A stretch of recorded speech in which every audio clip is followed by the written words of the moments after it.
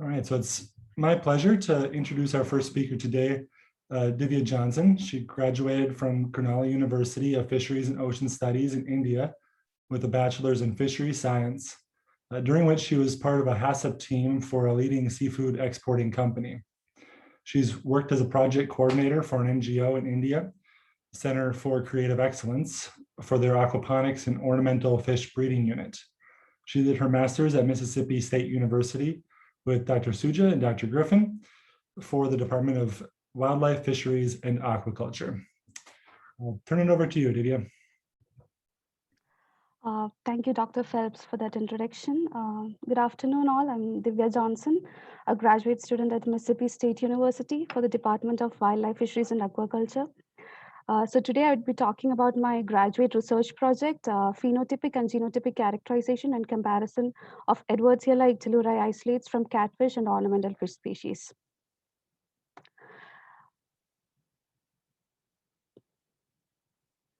Oh God, I'm sorry, there's something wrong with my PowerPoint.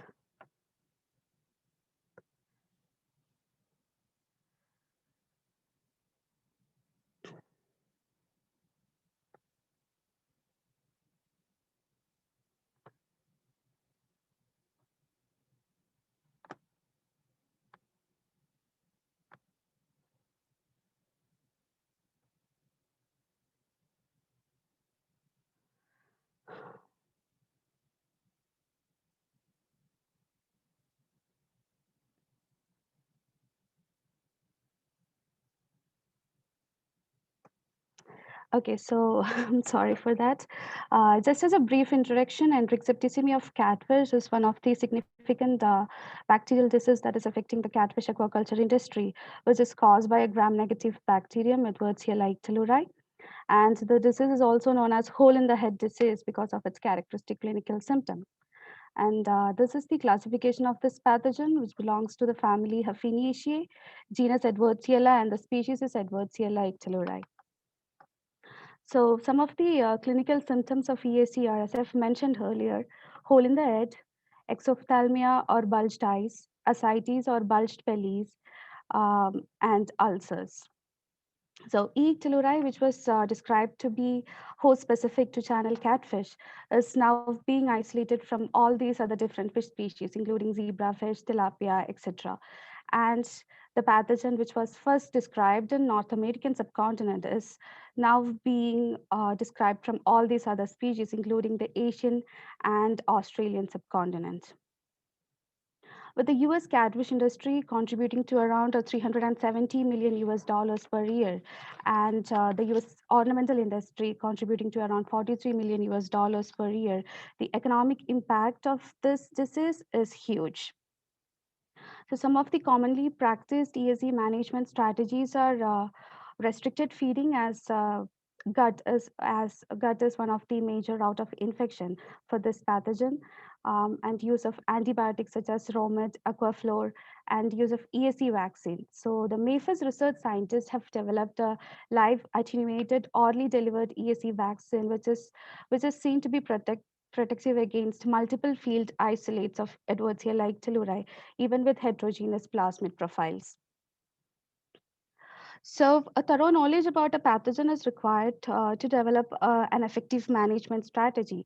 So, our objectives were to phenotypically characterize and compare Edwardsiella ictaluri isolates from catfish and ornamental species, and similarly, genotypically characterize and compare Edwardsiella ictaluri isolates from catfish and ornamental fish species.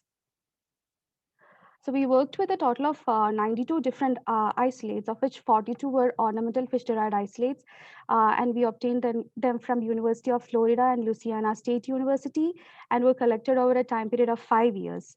And the catfish-derived ictaluri isolates were obtained from the Aquatic Research Diagnostic Laboratory here at Stoneville, and we had a total of 50 isolates, of which 25 were already designated as antibiotic resistant by ARDL standards. These isolates were collected over a time period of 20 years. This is the basic experimental layout that we followed. We did a primary confirmation by looking at the colony morphology of all our isolates, molecular confirmation using multiplex PCR using pathogen-specific primers and probes, phenotypic and genotypic characterization. So quickly moving on to the phenotypic characterization, we first looked at the colony morphology. So characteristic Edwardsia like telluri colonies are white, punctate, and slightly hemolytic on blood agar plates when incubated at 27 degrees Celsius for 48 hours. So we observed similar results for both catfish-derived and ornamental fish-derived isolates, as you can see from this image. Moving on to growth in broth, uh, there was a difference because the catfish derived isolates were showing a turbid growth in an overnight culture expansion and brain heart infusion growth, and the ornamental fish derived isolates flocculated and settled at the tube bottom. So we looked into their motility next, and we used Remel's semi-solid motility media with TTC indicator for this purpose. And as you can see, there was a diffused growth around the stab area in catfish-derived isolates, and there was no diffused growth around the stab area for ornamental fish-derived telluri isolates. So comparatively, catfish-derived isolates were slightly more motile when compared to the ornamental fish-derived isolates. We also looked at the aerotolerance of all the isolates. So we used thioglycolate enrichment media for this purpose. And as you can see, there is a growth, there is no growth at the upper meniscus and also at the lower part of the culture tube, but a diffused growth at the mid portion. So this growth corresponds to microaerophilic growth, which this observation actually makes sense as gut microbes are known to be microaerophilic, and E. telluri is an enterobacter. And however, there was no difference between between the isolates from two host groups. Moving on to biochemical characterization, we used BDBBL crystal kits for this purpose, and we did not observe any difference between the biochemical characteristics between the isolates from two host groups.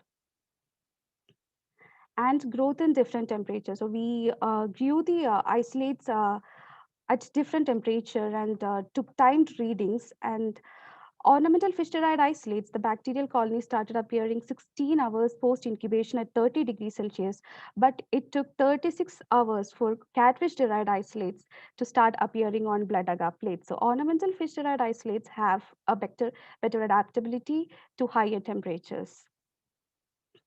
Moving on to antibiotic diffusion assay, all the isolates were tested for their antibiotic sensitivity against the commonly used antibiotics such as Aquaflow, Terramycin, and Romet.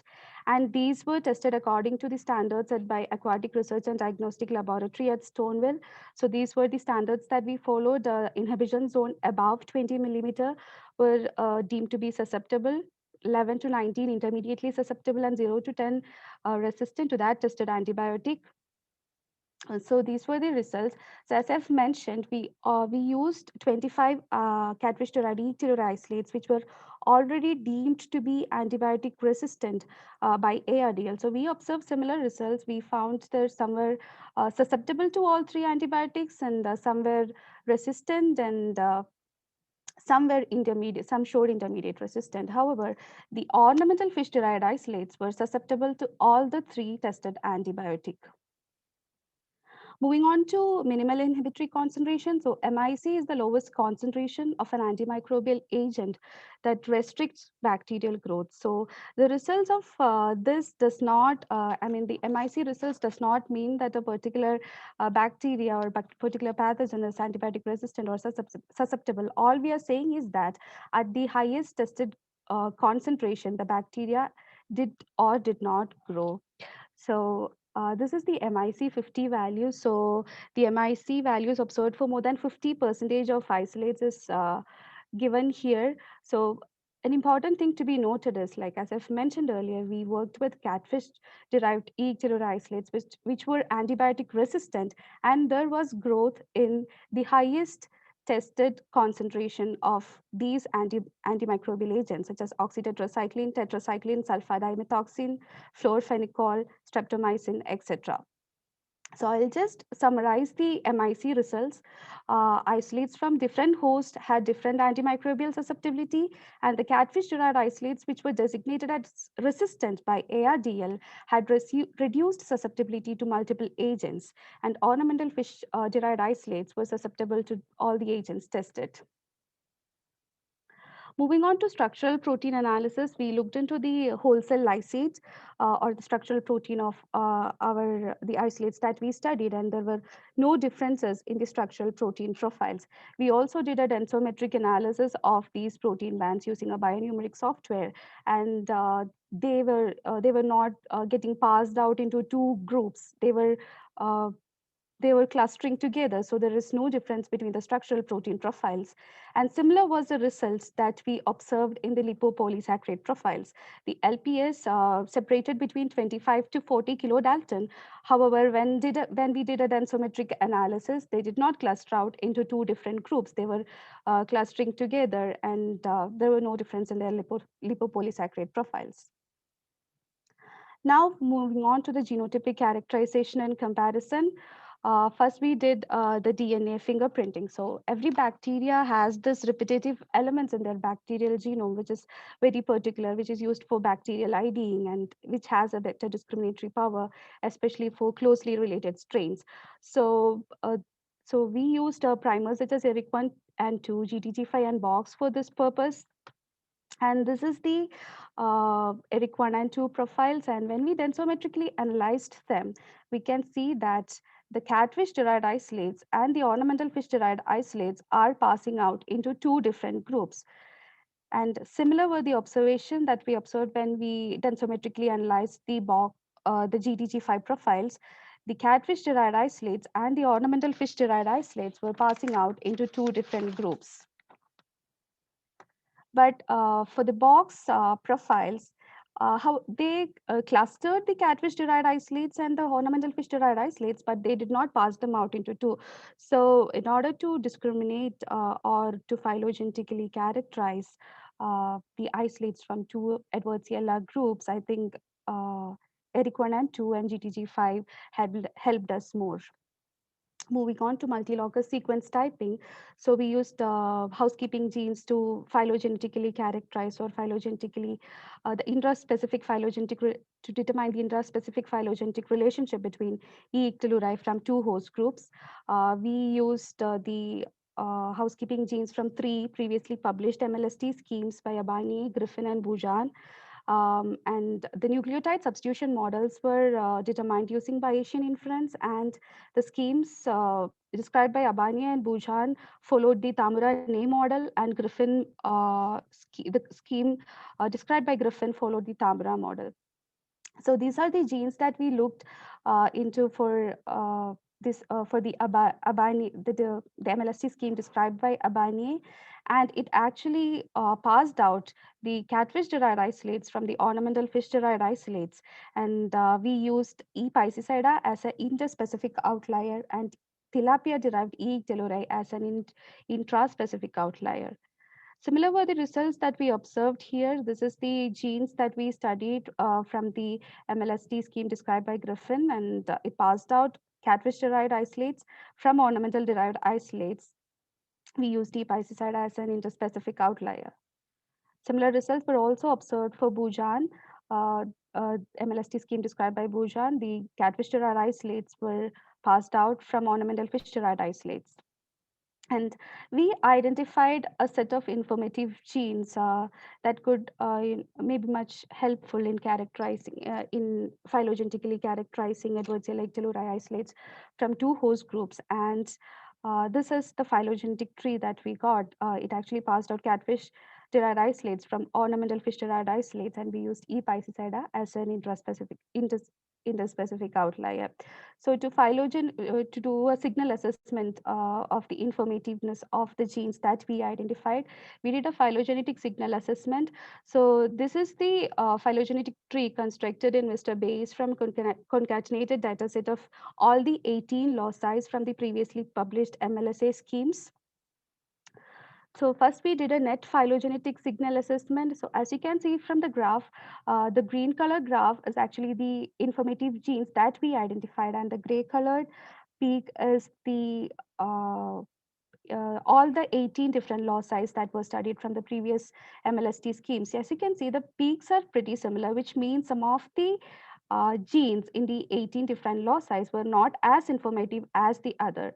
So we did a per site phylogenetic informativeness, and as you can see, the genes that we found to be informative gave us a higher peak, which statistically proves this is a statistical assessment of our phylogenetic of our MLST scheme. Moving on to plasmid profiling, we used a QIAGEN plasmid isolation kit for this purpose. And these are the plasmid profiles that we observed. The catfish-derived isolates carried two commonly found plasmids, which separated between 6 to 5 kilobase pairs. And we had some anomalies. We had some isolates with a plasmid band of higher molecular weight, and we had some isolates with plasmids of a lower molecular weight. And these are the plasmid profiles from ornamental fish derived isolates. So in lane 1 we used S97773, which is a catfish derived isolates just for a reference. So the plasmids from ornamental fish derived E. pylori isolates separated at a much lower molecular weight, and all of them were homogeneous. However, there was one anomaly. It is LADL11193B, which had both the bands separating at 3.9 kb.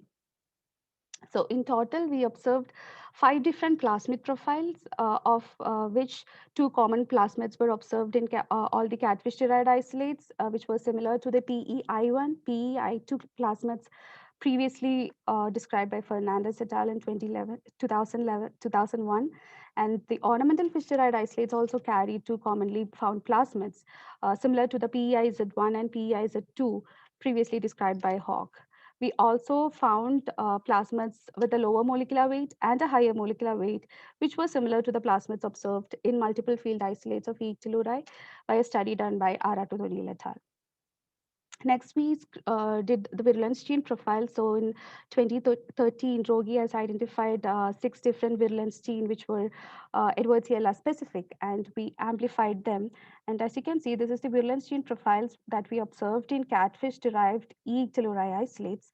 All these genes were amplified in the catfish-derived E. pylori isolates. However, when we come to ornamental fish-derived E. pylori isolates, ESCI, ESCD, ESCI, and virulence D4 was not amplified in the ornamental fish-derived isolates. And when we look into ESRC, only some of the ornamental fish-derived isolates had these genes, and some did not have this, which I'll discuss in the later part of this presentation. Moving on to genome sequencing, we used Oxford Nanopore ligation and ligation kit and Oxford Nanopore rapid kit for sequencing 39 different isolates that we studied in our that we used in our research. So the genomes of E. pylori were between 3.7 to 3.8 megabase pairs in length, and they had pretty similar GC content also.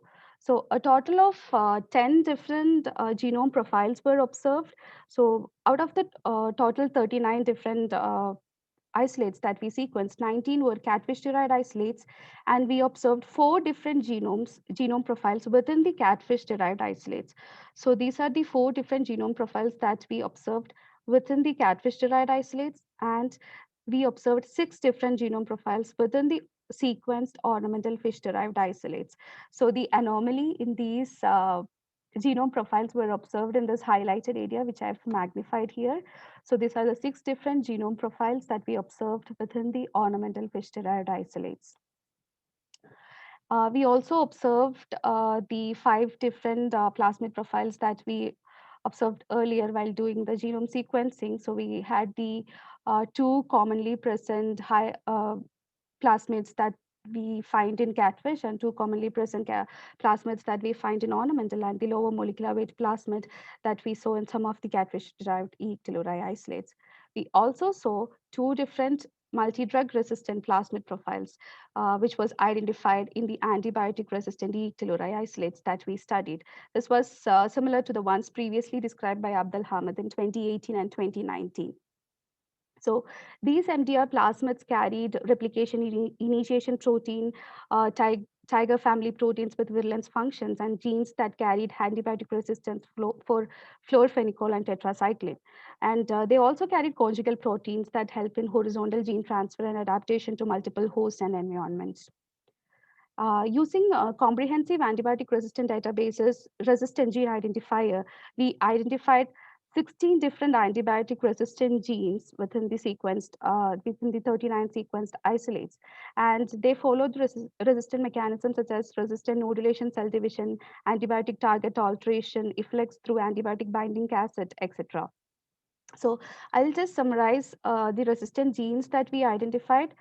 So all these highlighted ones, all these resistant genes were genome-mediated resistance, and the ones highlighted in blue were plasmid-mediated resistance. So when we look back into the isolates that we sequenced, this plasmid-mediated resistance were observed in the isolates that carried the multi-drug resistant plasmids.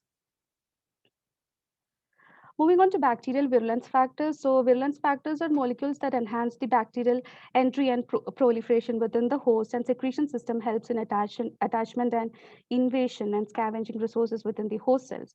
So we screened a total of 67 different virulence genes using localized blast search, and we can summarize all these genes into type 3 secretion system, type 4, type 6 secretion system, different toxins and quorum sensing genes. So I have summarized the result here. So as you can see from here, type 6 secretion system was present in both catfish-derived and ornamental fish-derived isolates.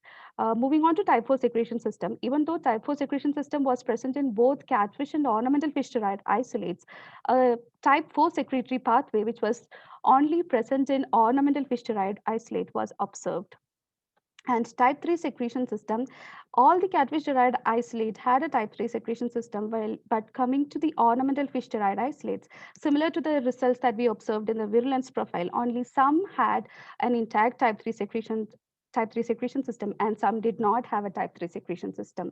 And all these toxins that were common to all the isolates, but coming to quorum sensing gene QSEB was only present in the catfish derived isolates. Moving on to some of the observations that we made in genome analysis was the presence of phage insertion. We found a phage insertion of approximately 10 kilobase pairs in the Edwardsia telluride isolates derived from ornamental fish species. And this was consistently present at the same location in all the sequenced isolates. So prophage insertions have this important role in bacterial evolution, and they act as a point of genome rearrangement and is reported to regulate microbial ecology and diversity. So this observation has could explain this host expansion that we are observing in Edwardsia telluride. We also observed an integrative and conjugative element, which was approximately 54 kilobase pairs in length and is present in all the ornamental fish-derived isolates consistently at the same location. And so the conjugation is mainly observed in the presence of ICE elements, and they they carry genes for integration and excision and help and is found as a part of the genome rather than conjugative plasmids, which are found as an extra chromosomal material. Moving on to type 4 secretion system, those type 4 secretion system was observed within the ICE elements that I mentioned earlier. So type 4 secretion system is mainly a cell envelope spanning structure, which assists with genome plasticity and evolution of the pathogen.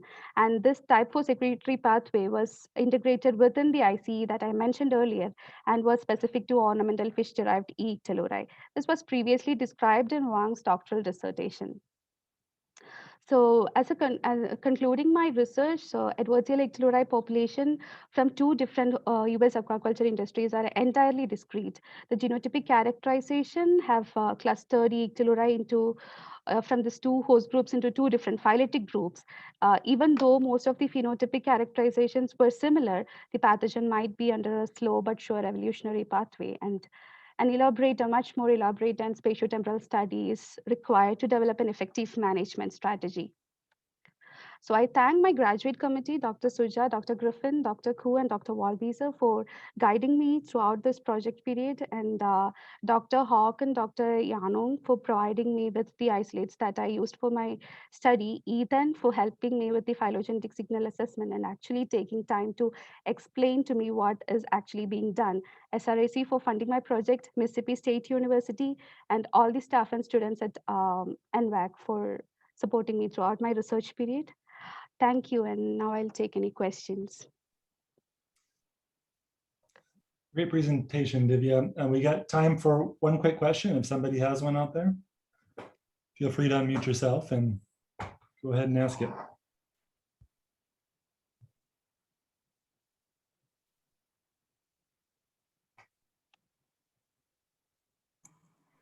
Hi, Divya. This is Tom Locke from Michigan State. Great presentation and really impressive amount of work.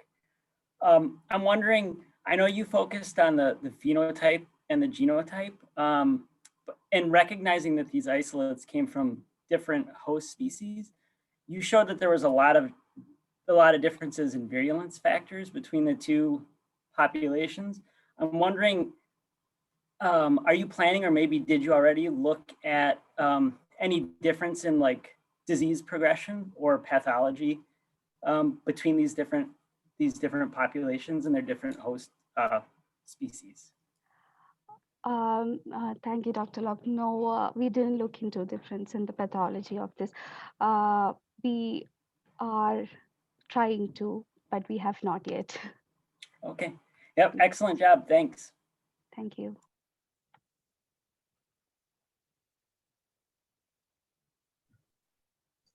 Thank you very much, Divya.